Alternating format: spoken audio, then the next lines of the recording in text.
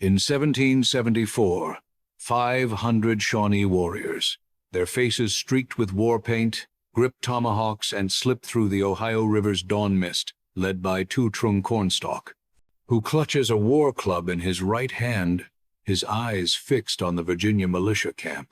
One militiaman falls, his blood staining the earth.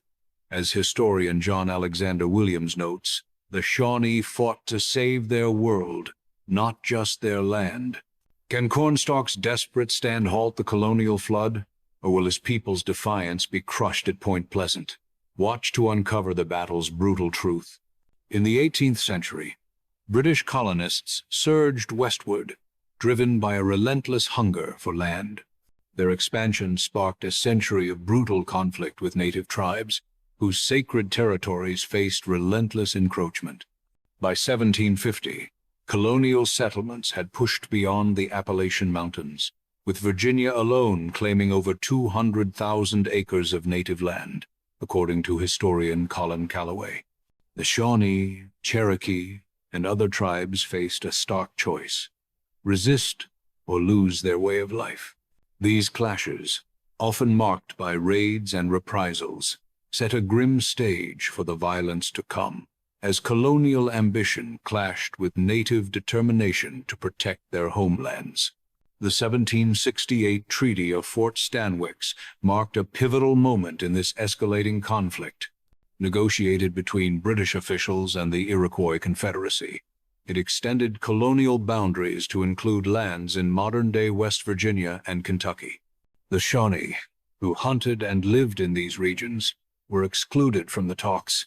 Historian John Alexander Williams notes that the treaty ignored the Shawnees' ancestral claims, treating their lands as mere bargaining chips.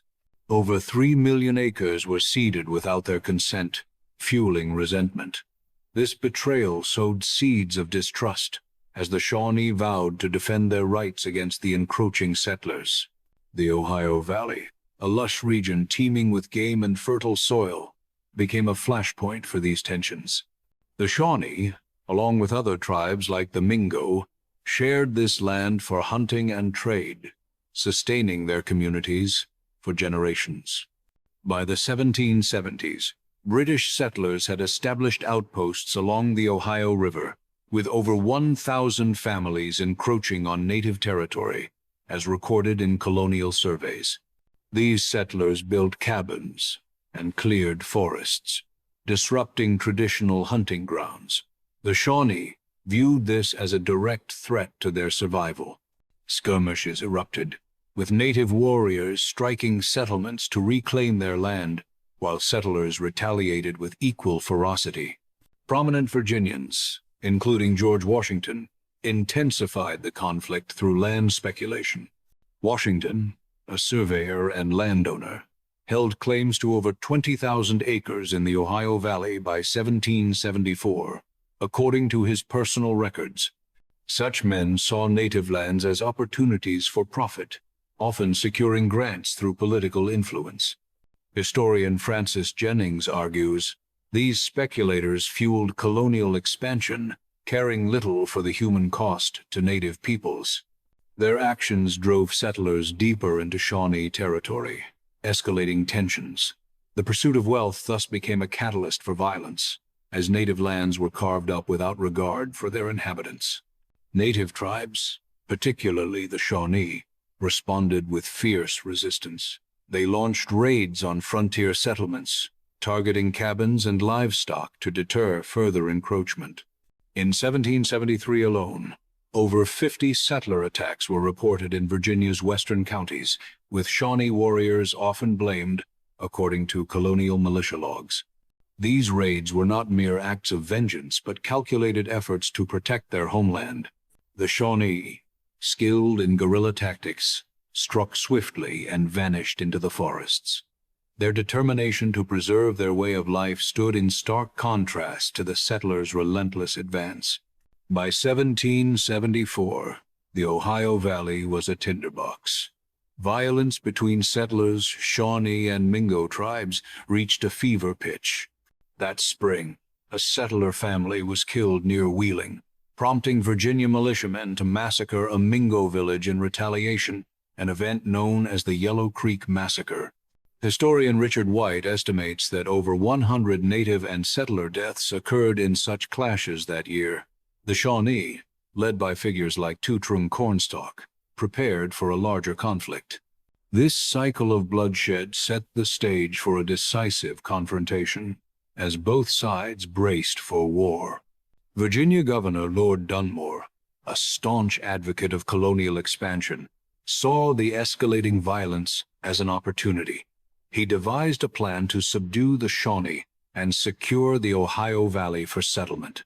In the 17th of August, 74, he mobilized 2 armies to strike Shawnee villages north of the Ohio River.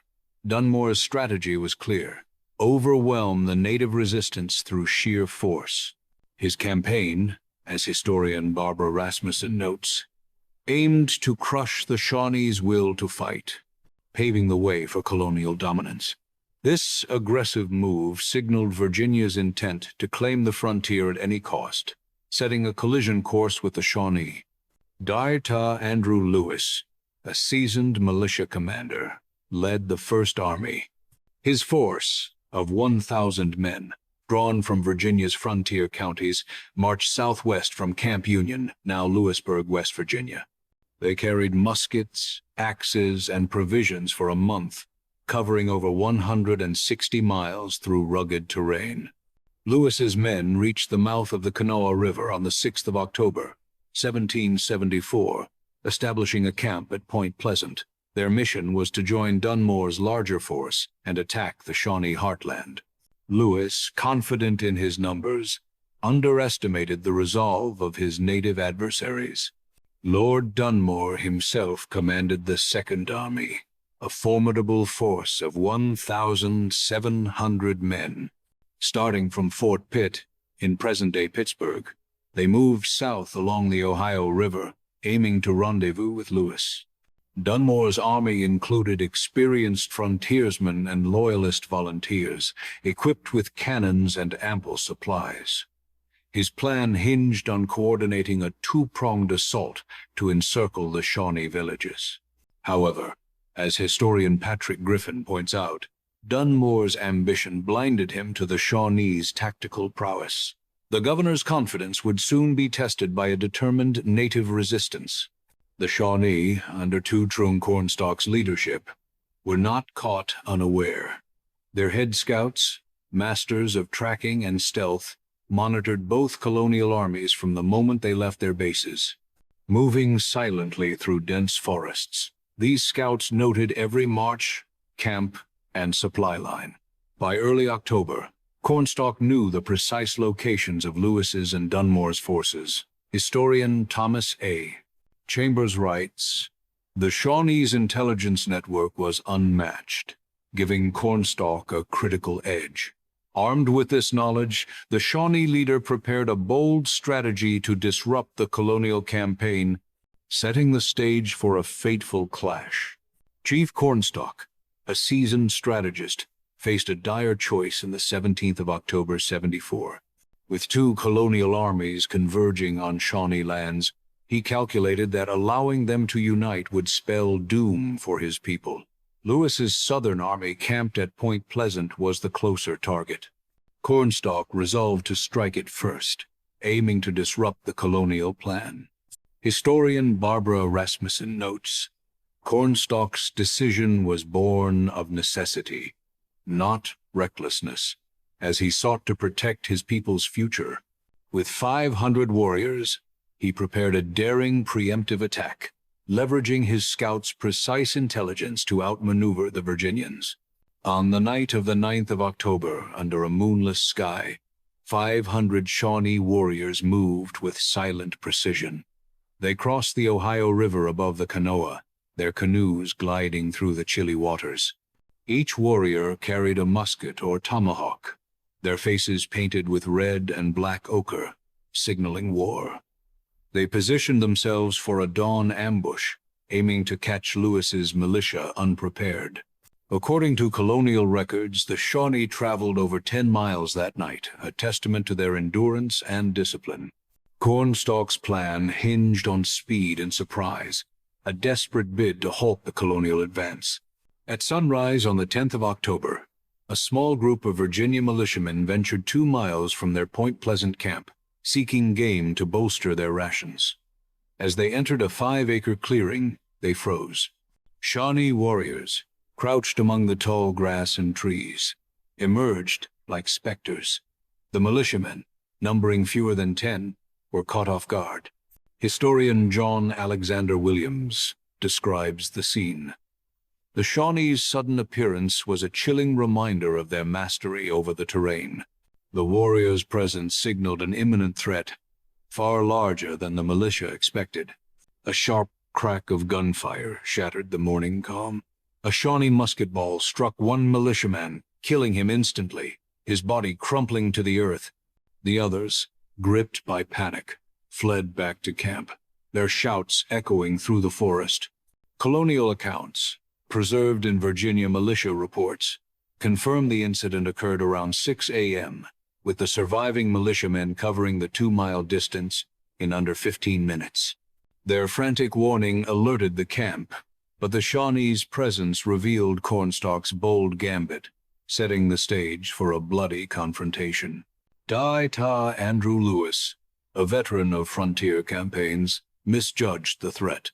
Believing the Shawnee were merely a large scouting party, he dispatched 2 contingents of 150 men each to drive them back. These units, armed with flintlock muskets and bayonets, marched confidently toward the clearing. Lewis's underestimation was a critical error. Historian Patrick Griffin argues, Lewis's arrogance blinded him to the Shawnee's strength, a mistake that nearly cost him his army. The militia, unaware of the 500 warriors awaiting them, walked into a carefully laid trap. Chief Cornstalk seized the moment. With the militia divided, his 500 warriors outnumbered Lewis's initial 300-man force. He ordered an all-out attack, launching the Battle of Point Pleasant. The Shawnee struck with ferocity, their war cries piercing the air as they targeted the advancing militia. Cornstalk, standing tall with a war club in hand, directed his warriors with precision. The battle, as noted in militia journals, began around 6:30 a.m., marking the start of a brutal day. The Shawnees' audacity caught the Virginians off balance, igniting a fierce struggle for survival. At precisely 6:30 a.m., the Shawnee unleashed their ambush. Warriors, hidden behind trees and rocks, fired volleys into the militia's front ranks, cutting down dozens. The attack was devastatingly accurate, with Colonial reports estimating 20 militiamen killed in the opening minutes. The Shawnee used flintlock muskets and bows, their shots timed to maximize chaos. Historian Thomas A. Chambers writes, the Shawnees' initial strike was a masterclass in guerrilla warfare, exploiting the militia's exposed position. The front lines crumbled as the Virginians struggled to respond to the onslaught. The Eastern militia column, caught in the open, wavered under the Shawnees' relentless fire. Men fell back, some abandoning their weapons in panic. This retreat allowed Cornstalk to redirect his warriors' muskets toward the western column, intensifying the pressure. By 6:45 a.m., the western unit faced a hail of bullets, with survivors taking cover behind logs and stumps. Colonial letters from the period describe the scene as a hellish din of gunfire and screams. The Shawnees' tactical focus exploited the militia's disarray, threatening to rout Lewis's forces entirely. After 30 minutes of unrelenting combat, Lewis grasped the gravity of his predicament. The steady crack of muskets and the sight of wounded men staggering back to camp revealed a full-scale battle, not a skirmish. By 7 a.m., over 50 militiamen were dead or injured, according to Virginia militia logs. Lewis, shaken by Cornstalk's boldness, realized his army faced a formidable foe. Historian Colin Calloway notes, Cornstalk's surprise attack exposed the militia's vulnerabilities, forcing Lewis to rethink his strategy. The battle's intensity demanded a swift response, or the Virginians risked annihilation. Lewis acted decisively.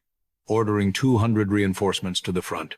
These men, drawn from the main camp, rushed forward with muskets loaded and bayonets fixed. By 7:30 a.m., they reached the embattled lines, bolstering the militia's crumbling defenses. The reinforcements, many of them seasoned frontiersmen, fired volleys into the Shawnee ranks, slowing their advance. Colonial records credit these 200 men with preventing a total collapse. The line stabilized, but the battle was far from over, as Cornstalk's warriors pressed their attack with unrelenting ferocity. By 7:30 a.m. on the 10th of October, 1774, the Virginia militia formed a continuous defensive line, stretching from the Ohio River on their left to the Kanawha River on their right. This line, nearly half a mile long, was reinforced by stragglers from the camp who filled gaps left by the fallen. The militia, now numbering around 800 men, dug in behind trees and logs, their muskets primed. Colonial records note that this formation, though hastily assembled, prevented a Shawnee breakthrough. Historian Barbara Rasmussen observes, the militia's ability to regroup under fire showcased their resilience, but the Shawnees' pressure was unrelenting. The rivers anchoring their flanks gave the Virginians a rare advantage, forcing the Shawnee to attack head-on. A thick fog blanketed the battlefield, mingling with the acrid smoke of gunfire. Shawnee warriors and militiamen, crouched behind trees and rocks, engaged in savage duels. Visibility was poor, often less than 20 yards, as reported in militia journals. Each man fought as if alone, aiming at fleeting shadows through the haze. The Shawnee, wielding muskets and tomahawks, matched the militia's firepower with deadly precision. Historian John Alexander Williams writes, "The fog and smoke turned Point Pleasant into a chaotic arena of individual valor. This grim stalemate tested the endurance of both sides. As the battle grew increasingly personal, the fighting escalated into brutal hand-to-hand combat.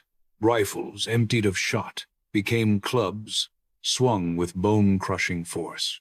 Shawnee tomahawks clashed against militia bayonets, while knives and fists drew blood in close quarters. By 8 a.m., the battlefield was littered with over 70 dead from both sides, according to Virginia militia estimates. The Shawnee fought with ferocity, their war paint stark against the morning mist. Colonial letters describe scenes of men locked in mortal struggle, neither yielding an inch. This savage melee, fueled by desperation, transformed the riverbank into a scene of unrelenting carnage. Chief Cornstalk stood out amid the chaos, his towering figure a beacon for his warriors. Clutching a war club in his right hand, he moved along the Shawnee lines shouting, "Be strong! Be strong!" His voice, clear above the din, rallied his men. Militiamen took aim at him, but their bullets missed, as if fate shielded the Shawnee leader. Historian Thomas A. Chambers notes, Cornstalk's leadership was both tactical and inspirational, sustaining his warriors through hours of grueling combat. His presence galvanized the Shawnee, who fought with a courage born of their resolve to protect their homeland. Neither side could break the other, locked in a tense deadlock by 9 a.m. The Ohio and Kanawha rivers blocked the Shawnees' preferred tactic of flanking, forcing them into a frontal assault. The militia, bolstered by their defensive line, held firm, firing volleys that claimed dozens of warriors. The Shawnee, with only 500 men against nearly 800 militiamen, refused to retreat. Historian Patrick Griffin argues, this stalemate revealed the Shawnees' extraordinary determination, as they faced odds that would have broken lesser forces. The battle's intensity showed no sign of waning, as both sides dug in for a prolonged struggle. Shawnee chiefs Red Hawk, Blue Jacket, Black Hoof, and Cornstalk led fearless charges, defying the militia's musket fire. These leaders, adorned with feathers and war paint, inspired their warriors to rush forward, closing the distance to within 10 yards of the Colonial line. By 10 a.m., the Shawnee had launched at least 3 major assaults. each repelled at heavy cost. Colonial reports estimate 30 Shawnee killed in these charges, though exact numbers are uncertain. Historian Colin Calloway writes, "The Shawnee chiefs' bravery was unmatched, risking their lives to rally their men. Their leadership kept the militia on edge, unable to relax their guard. The Shawnee warriors mocked the militia's fife calls, which signaled orders to muster. Their war cries, sharp and defiant, echoed across the river bottomland, a landscape strewn with driftwood and jagged rocks. This psychological warfare unnerved the Virginians, many of whom were untested in battle. By 11 a.m., the militia had suffered 100 casualties, including 40 dead, according to surviving letters. The Shawnee, though fewer in number, used the terrain to their advantage, darting between cover. Historian Francis Jennings notes, "The Shawnees' taunts were a calculated tactic, sowing doubt in the militia's ranks. The battle remained a test of wills. Around 1 p.m., the militia gained a critical advantage. They seized a long ridge, studded with logs and rocks, offering excellent cover.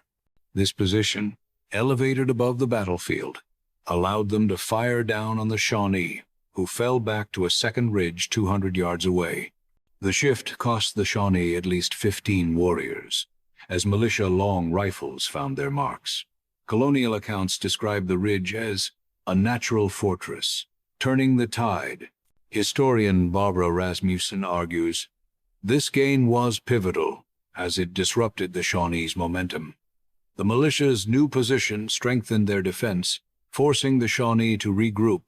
As the fog lifted by 2 p.m., the militia's long rifles proved superior in range. These weapons, accurate up to 200 yards, outmatched the Shawnees' muskets, which were effective only at 100 yards.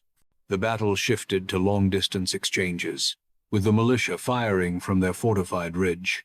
By 3 p.m., the Shawnee had lost an estimated 20 more men, though they continued to return fire. Historian John Alexander Williams observes, the militia's rifles gave them a technological edge, but the Shawnees' resolve kept the outcome uncertain. The afternoon's fighting, less chaotic than the morning, remained deadly, as both sides traded precise shots. Chief Cornstalk made a bold decision, defying traditional native tactics. Rather than retreat, as outnumbered forces often did, he chose to stand and fight. He feared that withdrawing would allow Lewis's army to join Dunmore's, creating a combined force of 2,700 men that the Shawnee could not hope to defeat.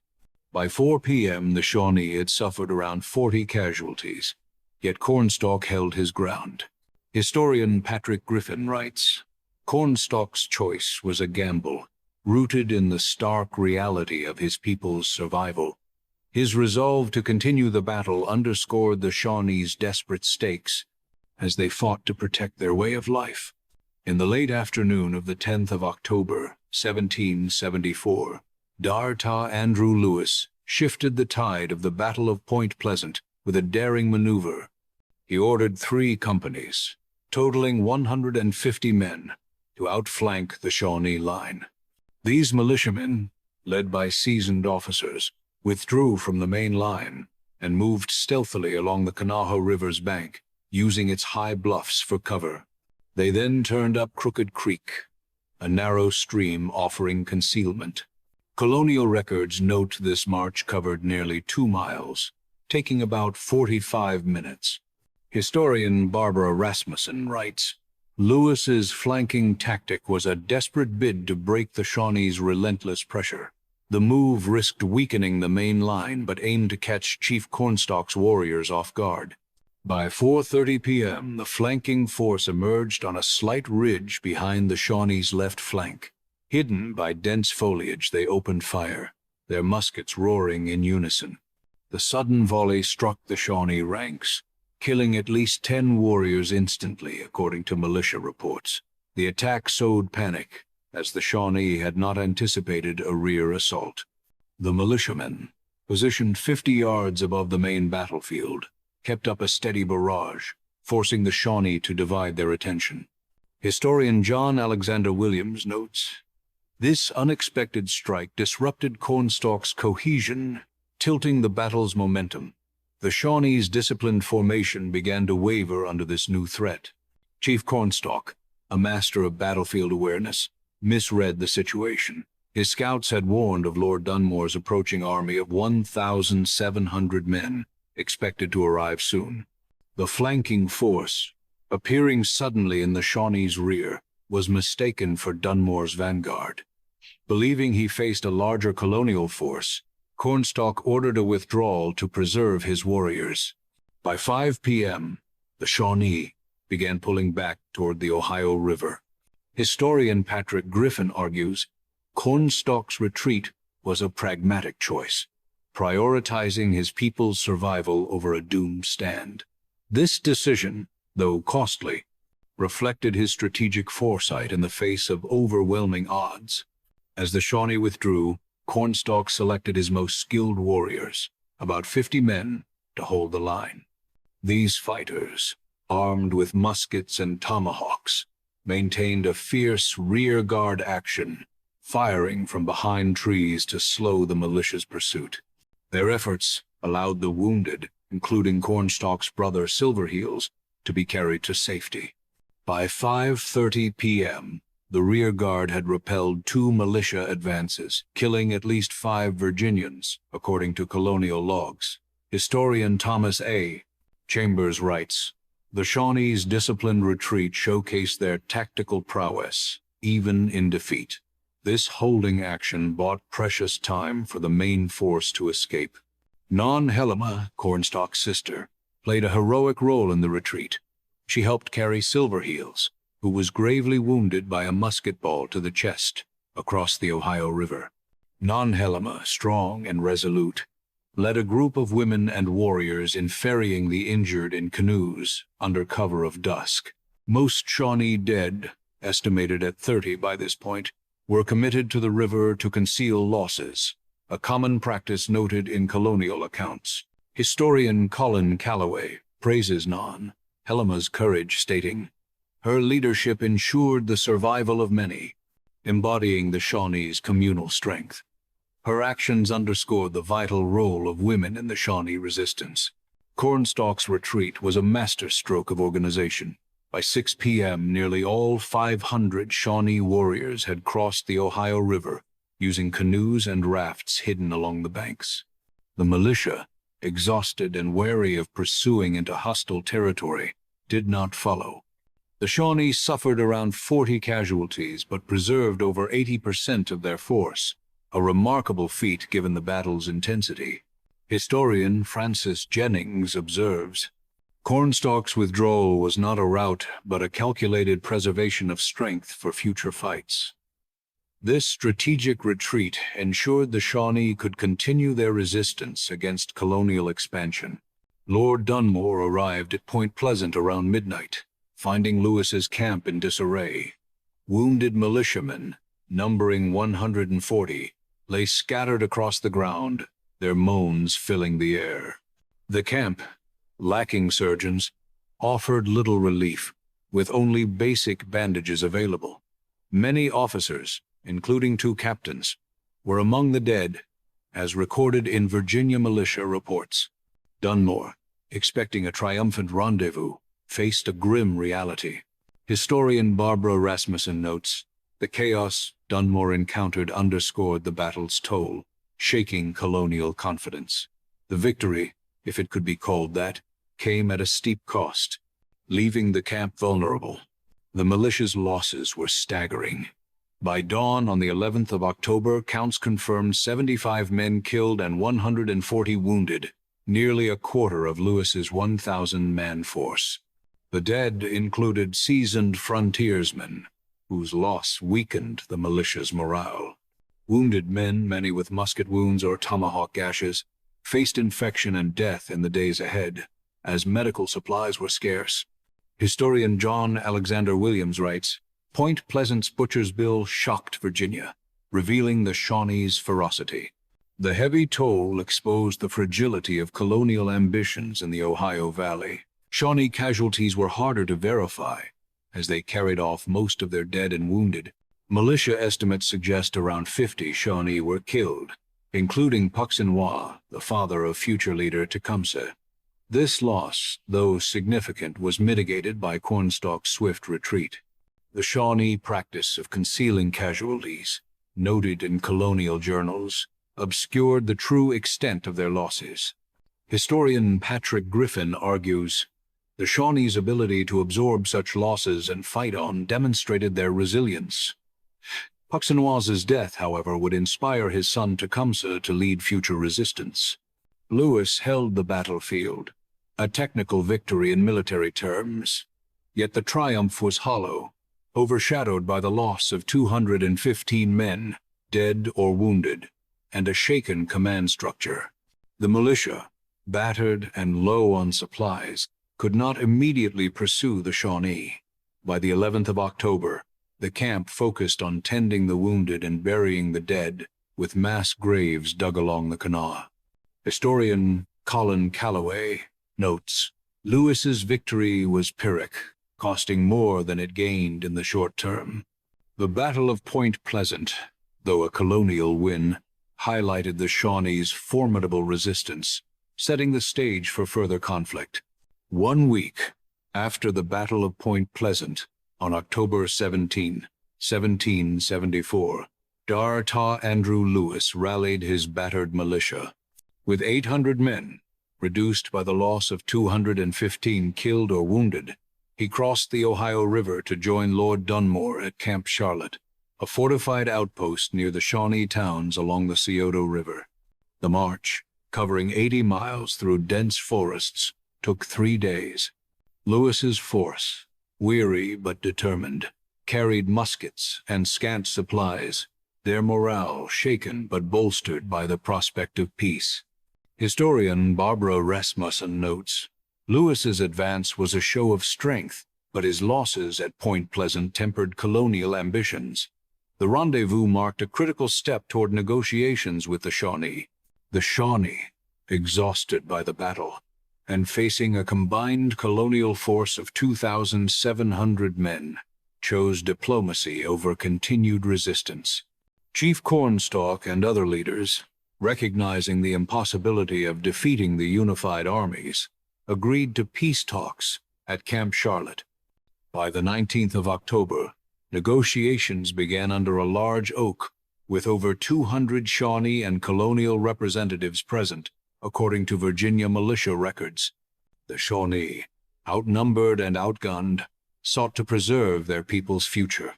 Historian John Alexander Williams writes, the Shawnees' decision to negotiate was pragmatic, reflecting their resilience in the face of overwhelming odds.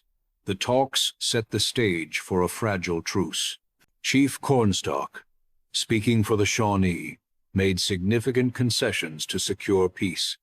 He agreed to release all white prisoners held by the Shawnee and allied tribes, estimated at 50 captives, including women and children taken in frontier raids. He also pledged to halt hunting south of the Ohio River and to stop attacks on colonial boats navigating the waterway. These terms, recorded in the Treaty of Camp Charlotte, aimed to reduce tensions. Historian Patrick Griffin argues, Cornstalk's concessions were a heavy price, sacrificing traditional hunting grounds to protect his people. The agreement reflected the Shawnees' desperate bid to avoid further bloodshed. Lord Dunmore, in return, offered promises that rang hollow even as they were made. He vowed to bar colonial settlers from entering Kentucky and to keep them north of the Ohio River, preserving the region for native use. Yet, colonial land grants in Kentucky already totaled over 500,000 acres by 1774, according to Virginia Land Office records, signaling Dunmore's weak commitment. Both sides doubted the treaty's durability. Historian Colin Calloway notes, Dunmore's assurances were a diplomatic formality, undermined by the relentless tide of colonial expansion. The Shawnee accepted the terms, but their skepticism foreshadowed future conflicts. The Treaty of Camp Charlotte, signed in late the 17th of October 74, was a fleeting pause in a broader struggle. Within a year, settlers violated its terms, crossing the Ohio River to claim Kentucky lands, sparking renewed skirmishes. By 1775, over 1,000 colonists had settled south of the river, defying Dunmore's pledge, as documented in colonial surveys. The treaty's fragility exposed the imbalance of power, with native sovereignty eroded by colonial greed. Historian Francis Jennings writes, Camp Charlotte was less a peace than a temporary ceasefire, doomed by colonial ambition. The Shawnee, though bound by the treaty, prepared for inevitable future resistance. The Battle of Point Pleasant stood as a testament to the Shawnees' fierce determination. Facing 1,000 militiamen with only 500 warriors, they fought for over 10 hours, holding their ground until Lewis's flanking maneuver forced a retreat. Their defense of their homeland, rooted in a deep connection to the Ohio Valley, inspired awe even among their enemies. Militia accounts describe the Shawnee as unyielding, like a storm that would not break. Historian Thomas A. Chambers argues, Point Pleasant showcased the Shawnees' resolve, a people fighting not just for land but for their very existence. Their courage left an indelible mark on the frontier. Dai-Ta Lewis's underestimation of the Shawnee revealed a fatal flaw in colonial strategy. Believing he faced a mere scouting party, he sent only 300 men against Cornstalk's 500, nearly losing his army in the opening hour. His miscalculation cost 75 lives and exposed the militia's vulnerability to native tactics. By 1774, Virginia had lost over 200 men in frontier battles, a toll that Point Pleasant amplified, according to militia logs. Historian Barbara Rasmussen observes, Lewis's arrogance mirrored a broader colonial hubris, underestimating native strength. The battle forced a reckoning, challenging Virginia's assumptions of easy conquest. The militia's long rifles and flanking tactic gave them a decisive edge at Point Pleasant. These rifles, accurate at 200 yards, outranged Shawnee muskets, claiming at least 30 warriors in the afternoon's fighting. The flanking maneuver, executed by 150 men, disrupted Cornstalk's line, forcing his retreat. Yet, the Shawnees' bravery nearly offset these advantages, holding the militia in a deadlock for hours. Historian John Alexander Williams notes, technology tipped the scales, but Shawnee valor made the outcome uncertain until the final hour. The battle highlighted a clash of tactics, with courage bridging the gap between disparate forces. Chief Cornstalk's leadership was the Shawnees' greatest asset. His strategic acumen, seen in the dawn ambush and organized retreat, preserved his force against overwhelming odds. His courage, rallying warriors with cries of "Be strong" under heavy fire, inspired unwavering loyalty. By 1774, Cornstalk had led the Shawnee through a decade of resistance, earning respect even from colonial foes. Historian Patrick Griffin writes, Cornstalk's adaptability and bravery embodied the Shawnee's indomitable spirit. His ability to navigate both battle and diplomacy ensured the Shawnee's survival. Despite the treaty's constraints, the legacy of Point Pleasant is a bittersweet saga of valor and loss. The treaty brought a momentary peace, but by 1777, renewed colonial encroachments reignited conflict, leading to further Shawnee resistance under leaders like Tecumseh. The battles cost 75 colonial dead, 50 Shawnee lost, and countless lives disrupted underscored the human toll of expansion. Yet, the Shawnee's stand remains a powerful symbol of defiance. Historian Colin Calloway reflects, Point Pleasant was a fleeting victory for Virginia, but a lasting testament to Shawnee resilience. Their fight echoes as a reminder of a people who refused to yield their homeland without a struggle. The Treaty of Camp Charlotte, signed in late the 17th of October 74, promised a fragile peace, but its words crumbled under the weight of colonial ambition. The Shawnee, led by Chief Cornstalk's unwavering resolve, had fought at Point Pleasant not merely for land, but for their very way of life. Their stand, marked by courage and sacrifice, held back a colonial tide for a fleeting moment. With 50 warriors lost, including Puxanois, their resilience shone through, a beacon for future generations like Tecumseh. Historian Colin Calloway captures this enduring spirit. The Shawnee's defiance at Point Pleasant remains a testament to their unbreakable will. As settlers poured into Kentucky, breaking the treaty's vows, the Shawnee's legacy of resistance lived on, a poignant reminder of their unyielding fight to preserve their homeland.